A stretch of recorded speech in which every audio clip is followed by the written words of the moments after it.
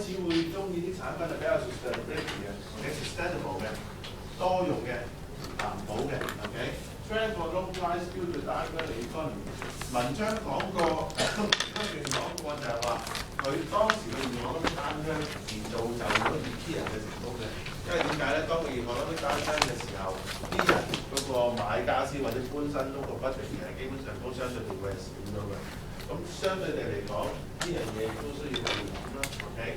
Need for reduced water and energy usage and lower carbon footprint。環保嘅意識開始強啊！其實基本上都唔單淨係個 carbon 嘅 carbon footprint 呢樣嘢啦 ，energy 同埋水呢樣嘢都要 reduce 啦。咁你嘅成個生產過程，佢係減低個成本，減低成本同時亦都希望減低咗呢兩樣嘢嘅資訊。OK。知道。係做乜做乜？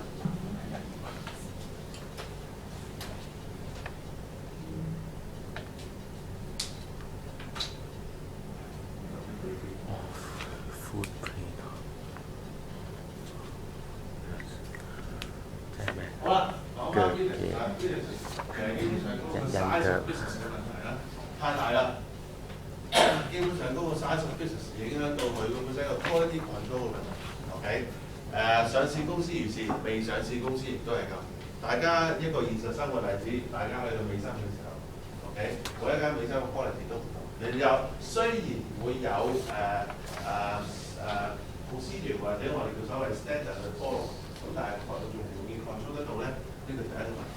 OK， 嗱呢啲係文章入面冇嘅牽涉你哋睇嘅嘢。OK， 佢 over 咗幾多個國家嘅分公司啊？即係話講過啦。OK， 佢有幾多個國家有佢嘅分店啊？分店多嘅時候，代表佢賺得多啦。當然呢個係一個正常。亦都另外一個層次，佢再諗嘅時候，基本上都你會發現佢質素問題。OK， 平啊嘛，平同質素係咪要一個取捨啊？呢樣嘢就要去諗啦。Managing supply chain with the IKEA standard， 佢嗰個 supply 嗰個供應鏈啊，我哋叫 supply chain 嘅時候，其實當中佢諗就諗得非常之理想嘅。咁但係實際生活入邊嚟講，佢可能都會非常一啲問題嘅，logistic 問題啦 ，logical 嘅問題啦。甚至乎係個電腦問題啦。如果電腦出錯嘅時候，成個 supply chain 都錯晒啦。咁你點樣 deal with 呢樣嘢咧？呢樣嘢就好難去溝通啦。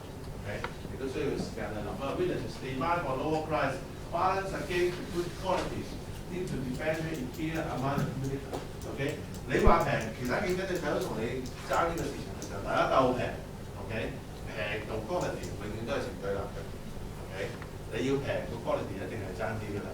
大家相信大家都去過 IKEA 買傢俬㗎啦，咁佢